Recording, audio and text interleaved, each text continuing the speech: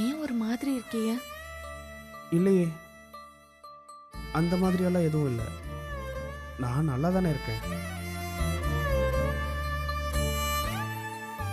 நீங்க என்ன முன்ன பின்ன தெரியாத ஆளா?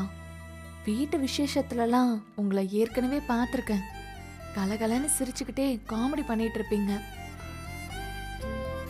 ஆனா இப்ப என்னடானா உம்மன்னே உட்கார்ந்துருக்கிய. நானும் உங்களை தாலி கட்டின அப்பத்துல இருந்து பார்த்துட்டு தான் இருக்கேன். கண்ணை மூடி கண்ணை திறக்கிறதுக்குள்ள என்னென்னமோ நடந்து போச்சு இல்லை? அதான் தலையும் புரியாம வாழும் புரியாம அப்படியே உட்காந்துருக்கேன். நிச்சயம் பண்ண பொண்ணு வேற, தாலி கட்டின பொண்ணு வேற. உங்களால ஏத்துக்க முடியலையா?